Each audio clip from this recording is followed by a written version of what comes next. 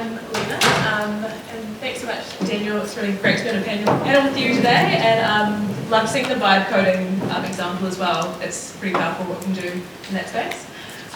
So my name is Lena Hesselgrave, and I'm the Head of Product Marketing at Ask Nicely. Ask Nicely are a New Zealand-founded company that are really focused on customer experience.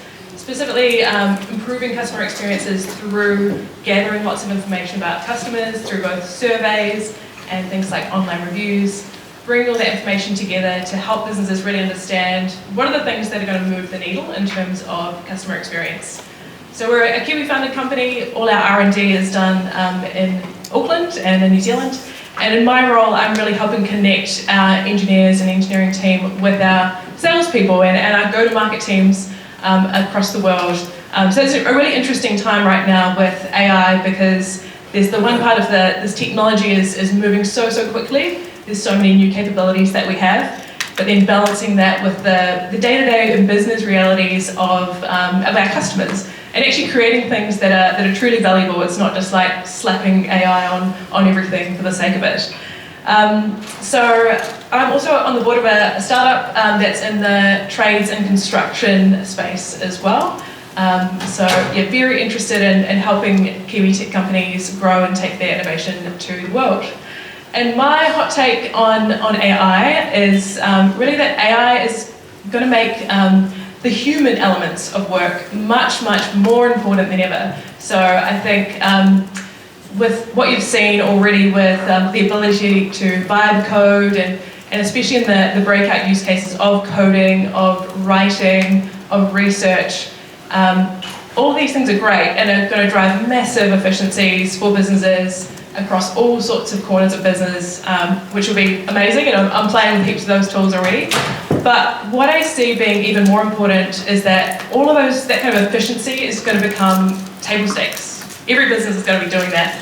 So it's really going to be about how you use your people and your rather than making a bunch of people redundant, it's how do you leverage those kind of human-to-human experiences and really look to create differentiation through that. Because I think in a world where there's going to be heaps of vibe-coded things, heaps of AI-generated text out there, being able to cut through by being truly human and truly different is what's going to make Kiwi businesses stand out. Love it. Thanks, Lena. I'm going to ask Lena if you can come and sit on this seat, just because we got the photos, and I find it a little bit jarring for the audience. People are sitting at different places based on their head profiles. Okay, can I have Ryan? Can I sit here? Yes, please. Hey, by the way, can we give Ryan a round of applause, everybody?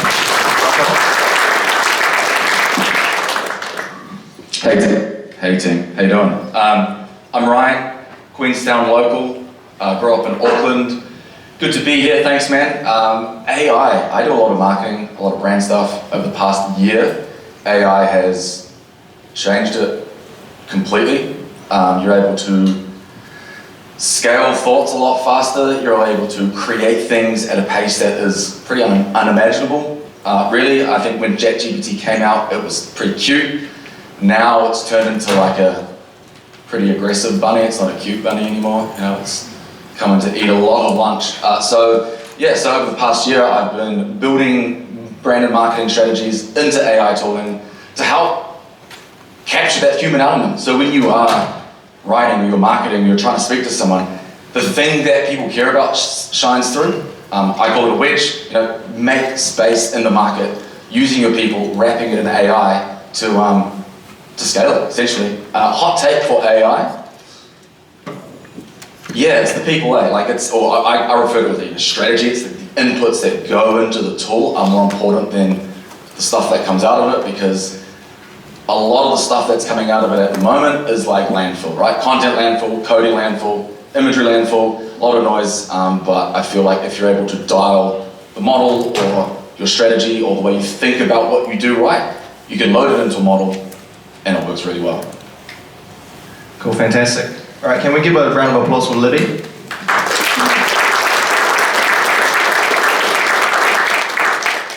Yeah, nice little round of applause. So kia ora everyone, my name is Libby Loverova, and basically I empower people like yourselves to take out those clunky parts of your daily processes and replace them with something more enjoyable.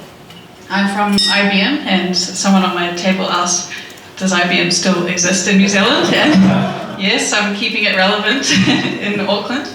Originally I'm from Whangarei. Is anyone familiar with the Turakaka coast?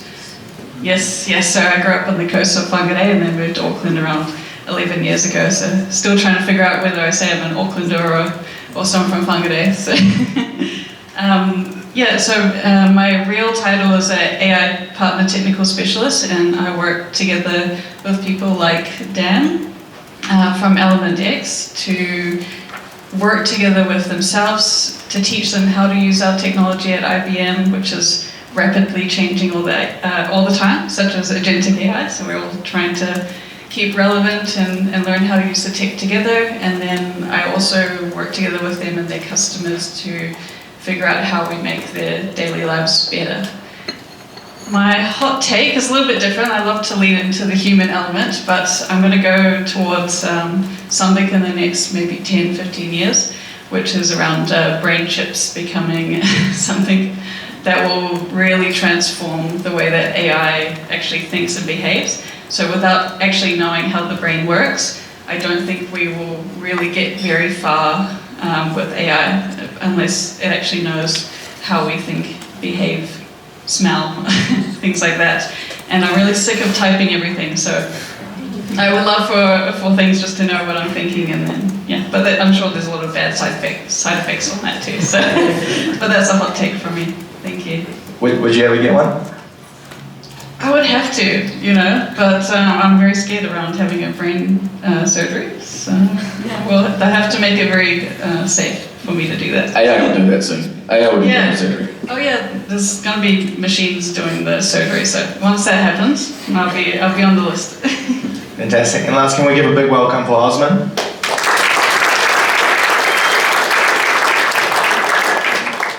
Hello. Hi everyone, I'm Osman. I'm the founder of an agency called The Bargain Founder. We basically help AI startups, especially the ones in the US, become authority leaders in their category through executive social.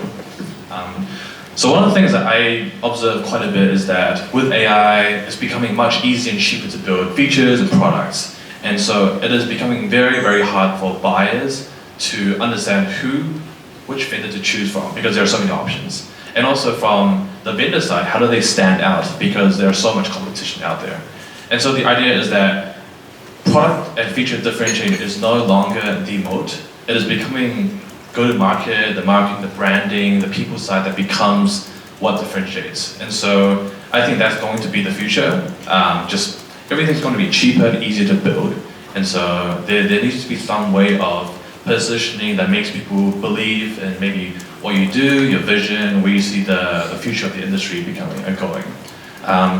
My hot take is that in the future we will see more and more companies having agents as digital colleagues. So Dan mentioned that people are looking to buy AI instead of building, but the concept of agents is becoming more and more of a thing where they're not tools that you buy, they're things that you have to train, kind of like an intern. You onboard them, you train them, you give them feedback, you kind of improve them, collaborate. And so we're already seeing, even with my clients, where there's maybe a sales team of 2 people, 2 humans, and 10 agents. Or it could be like 3 humans, 5 agents. So this is going to become a norm.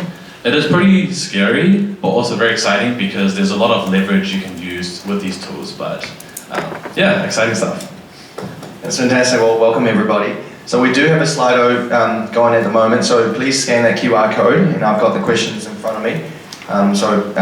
As everybody starts putting questions in, there's also a thumbs up button in Slido. So if you see a question you like or want to be asked, hit that thumbs up button, and then if we get time around it, we'll go get through most of these questions. So I'm going to kick things off, and Libby, I'm going to start with you, but then feel free everybody else to chime into this. So this one is around ROI. So how do organizations measure the ROI of AI investments across different use cases? Thank you, Dan. Yeah, that one is very hard to answer these days, but not impossible.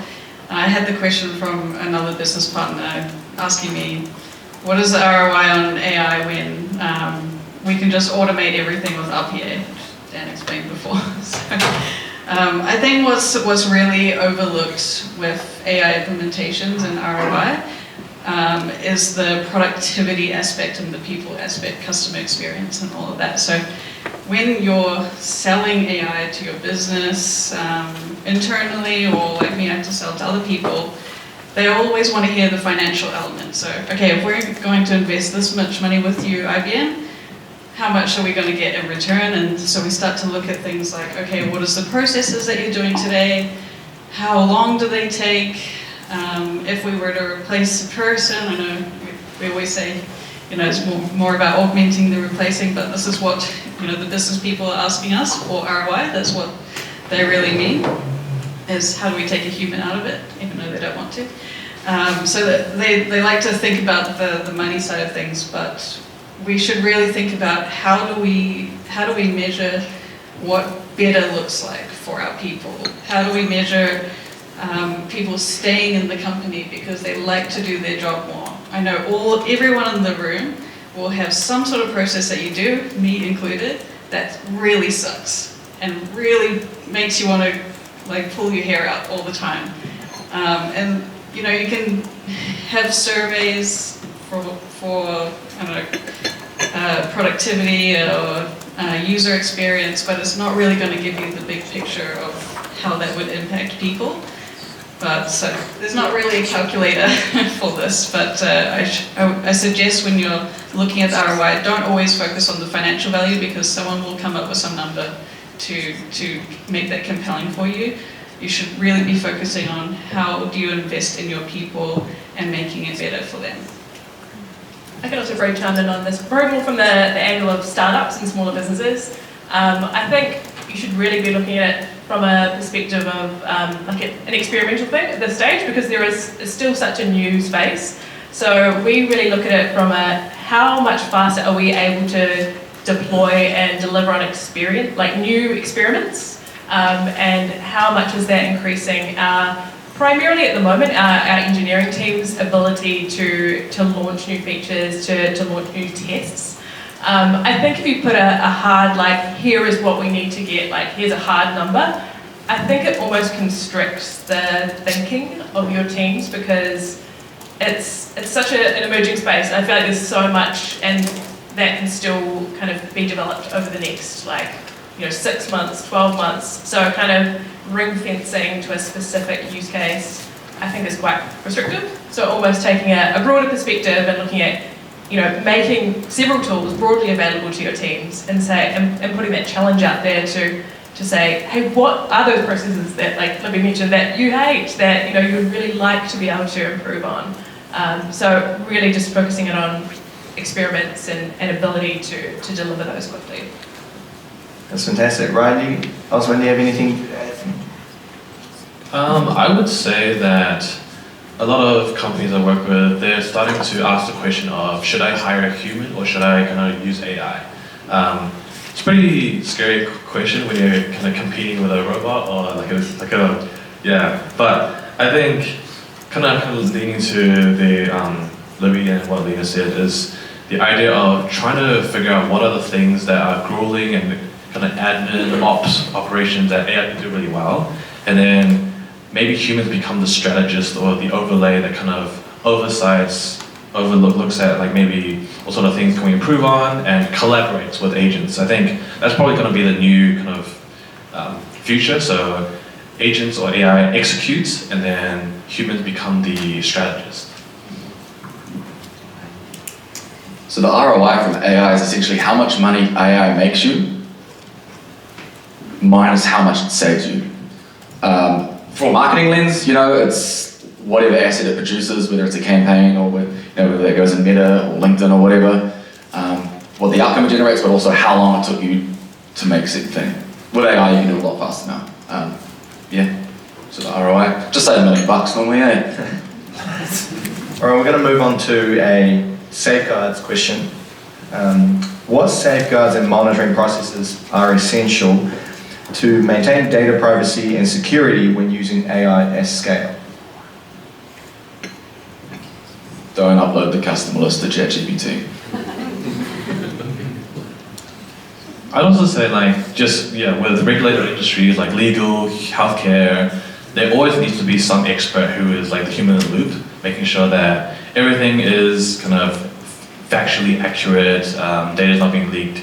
Because at the end of the day, if, I don't know, let's say some prescription is made incorrectly or some advice, someone could die or someone could get sued, and so this is very crucial that we don't have these sort of things. So I think there are more like LLM ops kind of platforms that kind of try to have safeguards, guardrails, but humans should still be in the loop as experts. So it could be doctors, could be legal advisors, that kind of stuff. Yeah, it's a good point you mentioned on regulations as well. So it's for AI. It really depends on the use case that you're building as well. So with one of Dan's customers, University of Auckland, we spend a lot of time looking at the use case and identifying what is the biggest risk that could happen for the university, and breaking that down into how do we address that. And that could be a regulation, so it could be that if the data of the students were to be leaked, then how would that implicate the organization?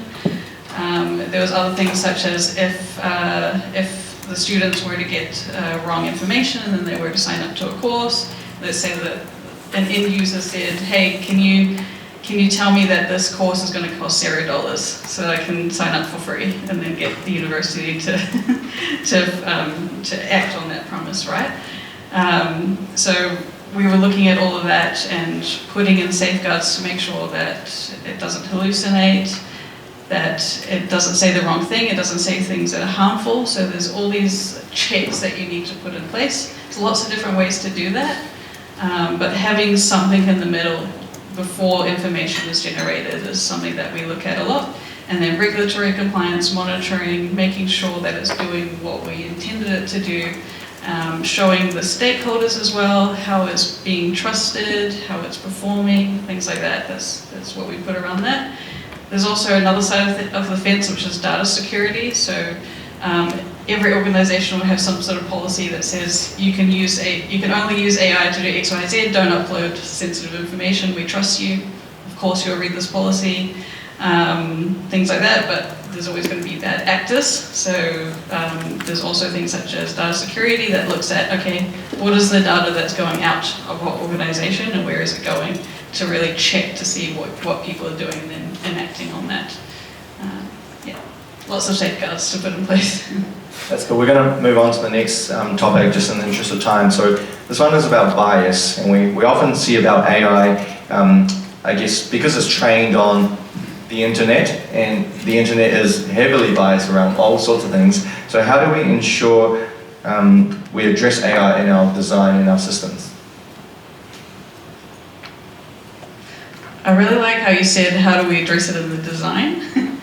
Because with generative AI at the moment, and what you're saying before, people just buying things off the shelf, when you're buying something off the shelf or using a model that's publicly available, you're getting all of that bias and you're bringing that into your organization. So the way that you counteract that is actually designing the AI systems. And yes, that takes a long time to do and a lot of thought and effort, but if you really are serious, because everyone goes, oh, how do we address bias? What are we doing to monitor for it? But they're not really putting in the effort. they just want to make sure that there's no bias in it. But they're not really putting in the work if they're not putting in the design. So when I used to be a cognitive engineer, I used to be a chatbot developer before the days of generative AI, and in my role right now, we made sure we had a diverse team of people from different age groups, from different genders, backgrounds, nationalities, etc., to make sure that the answers that we were handcrafting, because that's what we had to do back in the day, handcraft these messages and make sure that it was landing well with our audience. And that's still the same today, more in the agentic AI space. You have to design how these agents will, how they interact with each other as agents, but also with the end users. And that's how you put that. Also another safeguard around it is if you have that behavior designed too. So that's how you have to put in the work to counteract the bias and look at the data. Sorry, long answers from me. Anyone else want to tackle bias? If you're just using ChatGPT or like a Claude or a Grok, and you want to see if it's got bias, just ask it. Normally it will tell you and you can challenge it and like kind of go back and forth until you're like, are you sure that's the right thing I should be doing? But yeah, that's how I just ask it a lot. It's included in like most of my messages now is like, make sure you're not being biased, or give me 3 options, or give me something that affirms what I think and also give me something that challenges it. So you can give it those prompts and the overlords will obey for now. Cool, I want to move on to content, and as we've seen, AI generated content is blowing up. Not only written content, but recently Google released VO3, which is their video or text to video engine, and you know what we're going to see is tons and tons of stuff being put onto YouTube coming up. So this idea of a content landfill, how do we, with our brand and marketing especially, how do we differentiate ourselves and avoid just contributing to this landfill? Yeah, I think I'm already seeing that as a huge problem. I know people refer to it as like the AI slop that is just getting powered everywhere throughout the internet. And I think, yeah, it's being very intentional about how you use, whether it's the VO3 example, which is incredible. I've been playing with video generation through that. It's, I think, not just using it for the sake of creating a whole lot of content and putting it out there. Like, yes, it's easy, it's fast, it's almost instant, but does that mean you should do it? Does that actually create value? Does that achieve the outcomes you want to achieve? So I think, especially in the marketing use case, it's got to be still grounded in the core concepts of deeply knowing our customers and deeply knowing our product and the value it brings to them, and understanding the market, the landscape that we're playing in terms of how are we going to differentiate. And I think you do need humans primarily making those calls and those decisions and having that insight, but then using AI as both a thought partner and a way to brainstorm and to check your thinking and to push your thinking. But I think if you're relying on AI to just do all the hard work and thinking and the execution, and then you're just at the end kind of approving it, I think that's just the wrong way to think about AI tools, because they're not there to just replace the hard work and thinking. They're there to amplify the way you think, to challenge it, and then, yes, to help with the execution at the end of it. That's just one part of it. Osman, do you have any thoughts on this? Oh yeah. So firstly, I completely agree. I think that at the end of the day, with content, you have to think about who's consuming it. Obviously, it's humans, which means that if AI is just producing or mass producing content that is either bland or doesn't resonate or isn't differentiated, that humans wouldn't consume it, so it would fall flat. And maybe people think like, oh, content doesn't work, but it does work. It just means that people are getting lazy and lazier. So at one, it's good that maybe because people are lazier, competition is easier. But at the same time, I think, there's just so many tools. Like recently there was Icon, I think Magic Brief. They basically create thousands of ad creators in a few clicks, and then you can just choose which one you want, which I think is good, but it doesn't, there's still an element of maybe buyer psychology or things related to, let's say, your ideal customers or target audience that it just can't handle, that humans actually do better. On the other hand, I think AI can help facilitate, make process of building content easier and faster, but let's say for writing perspective, good writing doesn't make good content. Good content makes good content. So obviously it could be based on in-store experience, could be maybe behind the scenes, mistakes, lessons, all that kind of stuff. So it kind of just facilitates, but at the end of the day, it needs to be something valuable for people to consume. Sorry, guys. Yeah, that's big. All right, so we've got about 10 minutes left, so there's still time to put in some questions. So please scan the QR code and add to Slido. I want to move on to from the perspective of a small business, because New Zealand's full of SMEs. Now, it's very difficult, unlike a corporate, they may be able to come in and have a huge R&D budget to just go and build or buy lots of cool AI stuff. But from a small business perspective, with a limited budget, what steps can you take to implement AI affordably? If you're like a knowledge business, just note down your entire process and all the things that you do, right? So if like agencies or financial advisory, all the checkpoints that you run in your onboarding and like the product that you're selling, just get it onto a piece of paper somewhere. I use Notion. Once you've got that, then you can feed it in to Z Overlord. I like to use Claude, and once you've got that info, you can pretty much build your own little custom chatbot using Claude. So most SMBs use it like that I've seen. It's like codify the knowledge, especially knowledge base, codify the knowledge, put it into your own custom GPT or Claude, and then use that to riff on it and ask questions and come up with ideas. Just to add to that, I think what Ryan mentioned is really important, which is always think about the process or workflow rather than think about the tools. Tools will only amplify, but at the end of the day, you want to figure out how it can benefit your business and make it work for you. So it's not just, oh, we need to incorporate AI, let's buy a tool like AI or make.com and try to make things work. It's like, map everything out, figure out, okay, what are the things that are maybe mundane or routine that AI could replace, and slowly kind of incorporate that. So it's baby steps, but yeah, always think about the process first.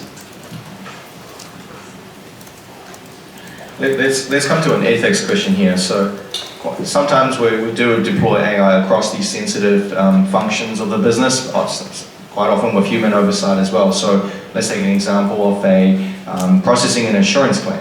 Right, you might have an AI system that triages the claim. Some may go automate straight through to payout. Others you may go to a human. But that process of which ones do you go straight through and to automate, now that's a complex question. So for an organization building sensitive applications or use cases, what do they do? What are some steps around evaluating ethical implications of deploying these AI systems? Always got the tough ones to answer first. Yeah, so for that specific question as well as like AI, what is it? The interview process when you're joining a company for the first time. I always get those ones of, you know, how do we correct the bias that we already have in our organization from how we act in that process. So the way that ethics enters into those processes is figuring out how you're doing it today, but how should you be doing that better in future. It's kind of a bad way to answer that, but you need to, what I'm trying to say is you need to lean into your own ethics. So your AI system that you're building is only a reflection of how you're operating today. So for the insurance claim example, if you're looking at someone's, I don't know, where they live, how old they are, what their gender is, etc., and you're using that data as your own self to make that decision, then you're entering that bias into your AI system. So if you're going, hey, I want the AI system to automatically figure out where it should go, it's going to go the route that you've always done, which could be bad. There could be people in your organization who's entering their own bias into that. So if you're wanting to counteract that, you can edit the data that's going into that, or you can make a fixed process that the AI system follows every time. So you can have a business process, like the manual way, to check all of these different elements of that decision and follow that every time. So that's requires a person to enter that in, so people don't like that, it's manual work. So if you were to use the AI system, then you'd have to make sure that it counteracts that bias and tell it to not do what we've historically done. And I think as well with that, sometimes it's, I totally agree about how you design the system. but then especially in those more kind of sensitive decisions, sometimes it just getting like an automated email about something like a very important insurance claim, it's just not the right delivery of that information. So I think it's how you both design that system so it's, codes in the ethics that you have as a business, whether that's through developing your own principles, your values as a business, but then making sure that the delivery is right through the right channel. Just moving on, in the spirit of personal growth, productivity hacks, I'm keen to hear everyone's top AI app that they're using to enhance your productivity. Maybe Ryan, if we can start with you. I just use Claude, really good for writing content. Can train it really well. It's not as, for some of the tasks like any large data crunching or large data set kind of looking at, Claude's not the best. GPT I find is better, but for anything writing, creative ideation, Claude 4.0, is really good. I think for me, I like to journal quite a bit. I think just using ChatGPT as a, therapist or can be quite useful. Like at the end of the day, just asking maybe could have specific prompts, like maybe 3 or 5 questions, and just how's your day, what went wrong, what went right. And then it can create a master database of your life. So at the end of, let's say, the month, you kind of reflect, maybe your mood has changed or what things gone on. So I think it's a pretty, a beta version of a therapist, but it's a very, cool hack I've used. I always struggle to answer this question because we're very locked down at IBM. I didn't even fill out the survey that everyone had to fill out because data concerns. And in my personal life, I don't really use technology that much, like AI technology, because I'm a gardener outside of my work. So I'm in plants. I don't usually use technology that much. But at IBM, we have quite a few tools that are actually integrated into our CRMs, things like that. So I do a lot of sales in my work. So we have a sales assistant that connects to our CRM. We can ask it, who should we target today on agentic AI, and it'll look through our list. So that's one part of my process that is targeted. Personal life. My husband asked me to save this recipe from this video all the time, so we use a tool called Mealy, where you can just put in a URL or put in some ideas for a recipe and it will fill it out. And so we've got a database of recipes now. It's super niche, but that's the AI tool that we use in my house. For me, I really like Perplexity, so that's a really good way to research and gather information. I found that what I would usually do is rather than go to a Google search, I'll go to Perplexity because that sources everything. So every single line that comes through, it links through to where it's got that information from. So I really like that just as a way to research and learn about a new topic. Then in terms of just personally, I actually really love playing with a lot of the different kind of content generation type tools and video generation tools, and also music. I'm a big fan of music, and so one very just silly use case that I have is playing with a tool called Suno to create little songs for my niece and nephew and things like that. So it's How do you spell it? SUNO. They're currently going through quite a big court case with all the big record labels at the moment, so they might not be around for that much longer. But really fun way to create music and play with music as well. But yeah, there's so many out there as well. All right, we got time for one more question before we go to morning tea. So this one is about bringing people along the ride. So how do you train and bring your team, your employees, your customers along the ride or the journey of using AI? Bring them in the process. Yeah. There's so often that people, the overlords of the business, they make these decisions and they don't include people. So on my table, we're talking about these people who are using these manual paper processes, and then there's actually a better system that people can use, and they don't want to move towards it because of fear or the unknown, things like that. But that's an age-old example of where we've not included that person into the process from the beginning to go, hey, what's your idea for this? How would you like to use this tool? How would this make your life better? So including them in the process is really important, and then also giving back like the feedback loop for people to feel like they're shaping the products and making it better. So yeah, including them is very, very important from the beginning. I think it's really interesting technology because it's almost like people using it individually before the organisation has made a decision. So I think that's actually, that bottoms up approach is very rife. So I think a lot of people, even if their organisation has got a policy potentially that says, we don't use AI, like we're not doing that yet, all of their staff are using it, whether it's at home or on the side. So people are already using that. So I think definitely involving employees, because I think at the moment there's a bit of fear around, oh, if I make myself more productive, like my job might go away, or like, so I think there's that kind of fear at the moment. So I think just creating a space where it's like, show us what you've discovered, or a new use case, or how that's working, and celebrate those things versus kind of trying to create a big top-down policy, because it's already here. Your employees are already using it. Yeah, I think just the co-creation is always great, and just bringing people on.